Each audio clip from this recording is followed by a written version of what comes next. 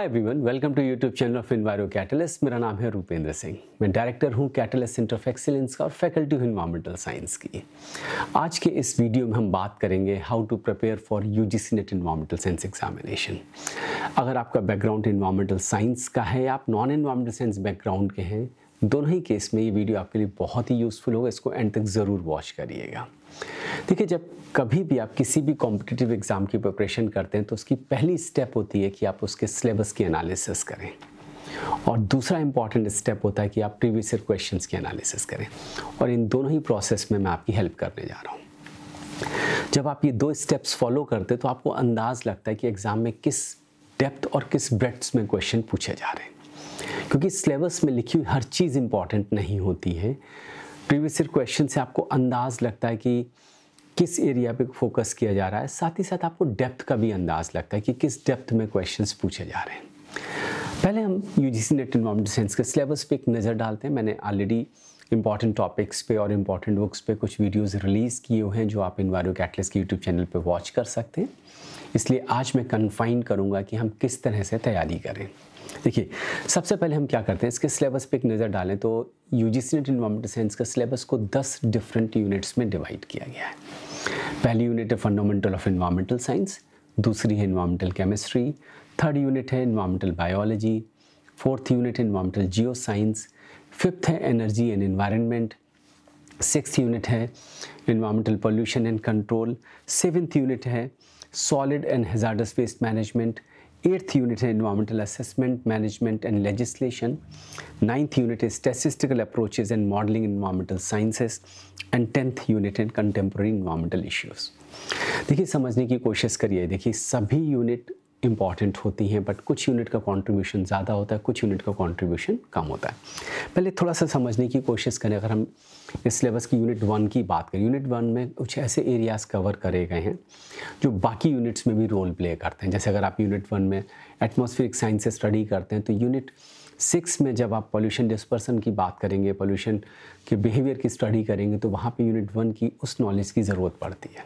तो यूनिट 1 तो हमेशा आप मान के चलें कोर है इस पूरे सिलेबस का।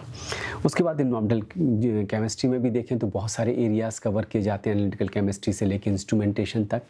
यूनिट 1 में बात करूं, रिमोट सेंसिंग GIS एक बहुत ही इंपॉर्टेंट एरिया ऐड किया गया था जब सिलेबस लास्ट टाइम रिवाइज़ किया गया था। उससे काफ़ी क्वेश्चंस आपको देखने को मिलते हैं।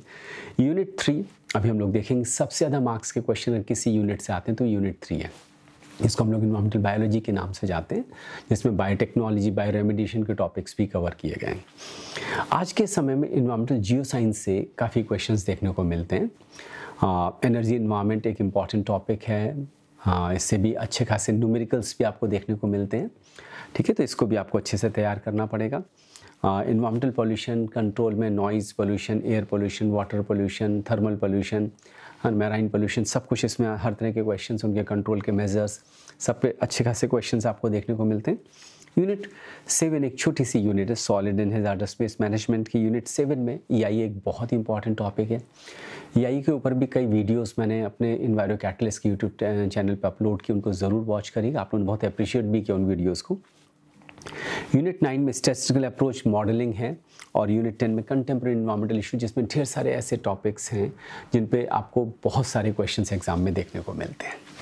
चलिए, सबसे पहले प्रीवियस ईयर क्वेश्चंस की एनालिसिस करते हैं और अंदाज़ देखने की कोशिश करते हैं किस यूनिट से कितने मार्क्स के क्वेश्चन आते हैं।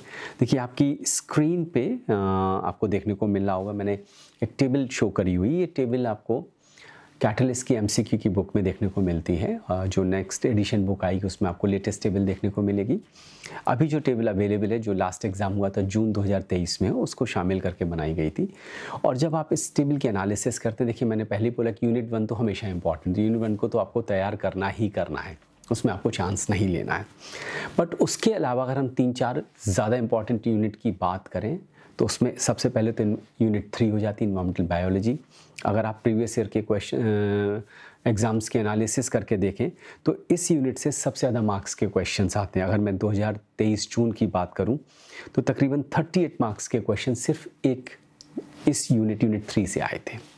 उसके अलावा मैंने बोला ही अभी आपसे, इन्वायरमेंटल जियो साइंस एक इम्पॉर्टेंट यूनिट की फॉर्म में उभर के आया। पिछले कुछ एग्जामिनेशन से इस एरिया से अच्छे मार्क्स के क्वेश्चंस आ रहे हैं और मैंने इसके भी कई important topic like ground water, rocks and minerals, इन सब के ऊपर वीडियो अपलोड करें इन्वायरो कैटलिस्ट के यूट्यूब चैनल पर। उनको आप ज़रूर वॉच करिएगा।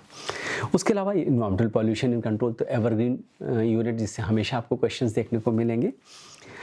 कंटेम्प्रेरी इन्वायरमेंटल इश्यूज़ भी एक यूनिट है जिससे काफ़ी क्वेश्चंस आपको प्रीवियस ईयर एग्जाम्स में देखने को मिल रहे हैं। तो कहने को देखिए यूनिट सभी इंपॉर्टेंट है, कोई भी यूनिट आप छोड़ के नहीं जा सकते, बट हाँ देयर आर सर्टेन यूनिट्स जो ज़्यादा इंपॉर्टेंट हैं, तो आपको उन पे ज़्यादा फोकस करने की ज़रूरत है। अब कितना फोकस करने की ज़रूरत है उसके लिए हमें कट ऑफ की एनालिसिस करनी पड़ेगी। अगर हम प्रीवियस ईयर के एग्ज़ाम के कट ऑफ पे एक नज़र डालें, आपकी टेबल, आपके स्क्रीन पे एक टेबल आ रही है, उस पर आप ध्यान दीजिएगा, तो आप देखेंगे कि कट ऑफ जो है वो तकरीबन 60% से 68% के बीच में वेरी करी है पिछले 4 एग्जामिनेशंस में, जिसमें ऑब्वियसली 2 मस्ट एग्ज़ाम भी थे। मैं ध्यान दे रहा हूँ अगर हम लोग फोकस करें JRF अनरिजर्व की कट ऑफ पे, क्योंकि वो हाईएस्ट होता है। तो आप देखिए JRF का अनरिजर्व का हाईएस्ट कट ऑफ जो है वो गया था जून 22 दिसंबर 21 के मस्ट एग्ज़ाम में, तकरीबन 206 मार्क्स का कट ऑफ था, which comes out to be about 68%। LS का कट ऑफ भी 62%, 188 मार्क्स था।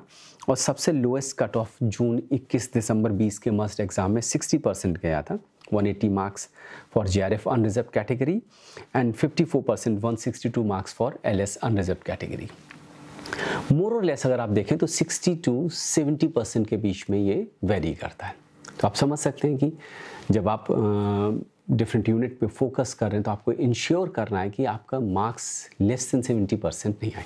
ऑब्वियसली इस एग्ज़ाम में अभी तक नेगेटिव मार्किंग नहीं है, आपके फेवर में जाती है, बट ज़रूरी है कि आप सही से प्रॉपर तरीके से प्रिपरेशन करें और इंश्योर करें कि तकरीबन इतने मार्क्स ज़रूर आए। ऑब्वियसली इस कट ऑफ में पेपर 1 पेपर 2 दोनों के मार्क्स ऐड किए जाते हैं, तो आप अच्छा परफॉर्म करें पेपर 1 में भी, ताकि पेपर 1 में अगर आपका परफॉर्मेंस अच्छा नहीं होगा तो पेपर 2 में किया हुआ परफॉर्मेंस बेकार हो जाएगा। इसलिए ज़रूरी है पेपर 1 पे भी उतना ही फोकस करें। एक और चीज़ आपको समझने की ज़रूरत है, ऑब्वियसली जब आप इस तरह के एग्ज़ामिनेशन की तैयारी करते हैं, पोस्ट ग्रेजुएशन के बाद का ये एग्ज़ाम है, तो बहुत ही स्टैंडर्ड बुक्स को फॉलो करने की ज़रूरत होती है। कौन सी इंपॉर्टेंट बुक्स आप इन डिफरेंट यूनिट की स्टडीज़ के लिए फॉलो कर सकते हैं, उसके लिए मैंने एक सेपरेट वीडियो अपलोड किया है इन्वायरो कैटलिस्ट के यूट्यूब चैनल पर, आप उसके थ्रू जाइएगा। और कौन सी यूनिट्स ज़्यादा इंपॉर्टेंट, कौन से टॉपिक ज़्यादा इंपॉर्टेंट है, उसके लिए भी मैंने एक कॉम्प्रिहेंसिव वीडियो अपलोड किया हुआ है। अगर आपके मन में कोई और क्वेरी हो तो आप कमेंट्स में पूछ सकते हैं, मैं आपके सवालों के जवाब ज़रूर दूंगा, या व्हाट्सएप भी कर सकते हैं। तो अगर आप तैयारी कर रहे हैं इन्वायरमेंटल साइंस के लिए तो इन बातों का ज़रूर ध्यान रखिएगा कि किन यूनिट्स पे आपको फोकस करने की ज़रूरत है और तकरीबन कितने मार्क्स के आसपास कट ऑफ आपका जा रहा है पिछले एग्जामिनेशंस में। ठीक है, तो इसी अकॉर्डिंगली आप अपनी प्रिपरेशन को मॉड्यूलेट करिए। और कोई मन में क्वेरी है तो प्लीज़ मुझसे पूछिएगा, मैं कोशिश करूंगा आपके सवालों का जवाब देने की। Thanks for watching this video. इस वीडियो को ज़रूर अपने फ्रेंड्स के साथ शेयर करिएगा, चैनल को ज़रूर सब्सक्राइब करिए ताकि और लोगों तक ये चैनल पहुँच सके। Thank you everyone.